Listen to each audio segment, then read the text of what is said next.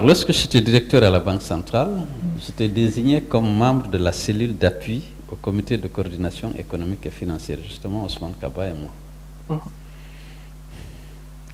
Donc j'ai pu assister à toutes les discussions, à la formulation de toutes les réformes. Il s'agissait de quoi? Il s'agit d'abord de mettre en place un cadre juridique et réglementaire cohérent avec l'économie du marché, puisque l'option de Lansana Conté, c'était le libéralisme économique, politique, on verra, économique. Alors, le Fonds monétaire et la banque étaient venus pour proposer à la Guinée d'appuyer, si vous voulez, un programme d'ajustement structurel qu'il devait appliquer, mais qui comportait un volet important de privatisation des entreprises publiques. À l'époque, il y avait plus d'une centaine d'entreprises publiques qui n'étaient pas rentables, il faut le dire, parce que moi j'ai fait ma thèse sur les entreprises du secteur industriel. Dans le secteur industriel, il y avait beaucoup d'entreprises.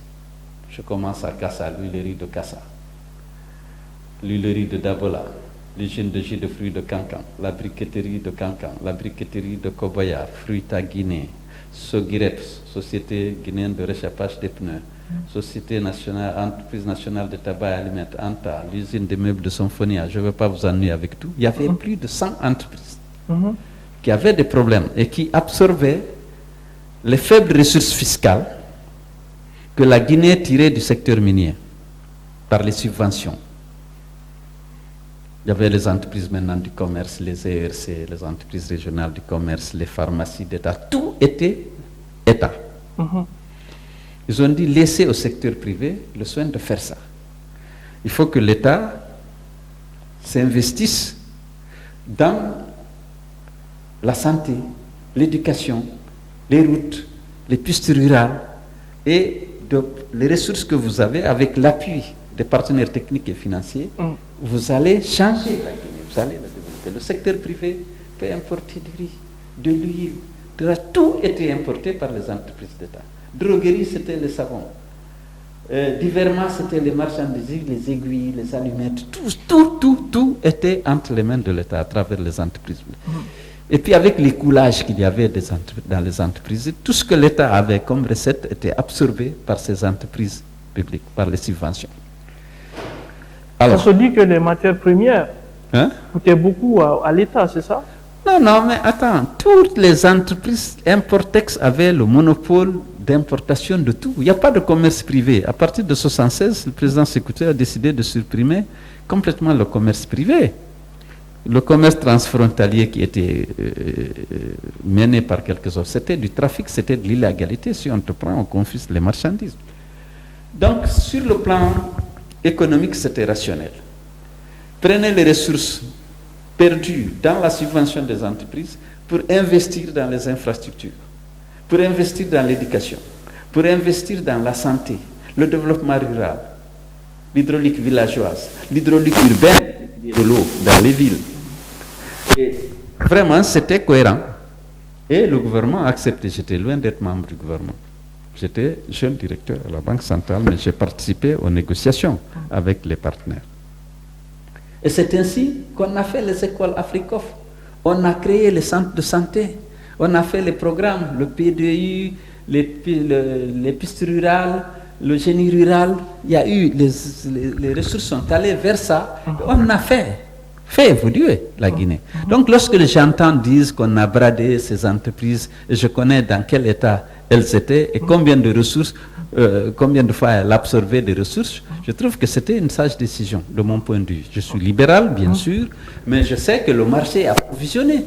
Même les aiguilles étaient importées, les cartouches, tout par les entreprises d'État. Et le secteur privé a pris la place pour approvisionner le marché guinéen correctement. On a privatisé ONA, qui était l'entreprise qui importait et distribuait le pétrole, et aujourd'hui le carburant est disponible dans tout le pays au même prix. Avant, c'était un problème pour avoir du carburant et aller à l'intérieur. Tu comprends? Oui, bien sûr. Alors, ONA a été privatisé. Finalement, Ciment de Guinée, qui était une entreprise aussi, a été privatisée. Sobragui a été privatisé. Sogifab privatisé, il y en a qui n'ont pas marché, qui ont fermé, parce que la production locale n'était pas compétitive. Donc, il y a eu cette série de privatisations, c'est dans ce cas, je ne parle pas du Boeing 734, que Air Guinée était ciblée comme une entreprise à privatiser ou à fermer, parce que c'était un gouffre financier. Tu comprends? Donc, dès 89, je crois, on a vendu 2 Boeing, le 707 et le 737. D'accord. Tu comprends? On a dit qu'il faut laisser un avion pour les voyages présidentiels. À l'époque, vous n'étiez pas membre du gouvernement? Non, j'étais simple directeur à la Banque centrale, mais je suivais le programme de privatisation. Moi-même, j'ai participé en tant que cadre, comme ça, technicien, à la privatisation de certaines entreprises, comme on a, par exemple, la négociation avec les pétroliers Agip, Total et Shell. J'ai participé, j'étais le rapporteur de la commission. Et pour la privatisation de l'ASNAR, la Société nationale d'assurance et de réassurance, avec la création de l'IGA. Bon, il y a beaucoup maintenant. Il y avait Sobragui, Fruita Guinée, tout ce que vous voulez là. Lorsqu'il n'y avait pas de repreneur, on ferme simplement. Parce qu'il y a des entreprises qui n'avaient pas de repreneur. Parce que la technologie était déplacée.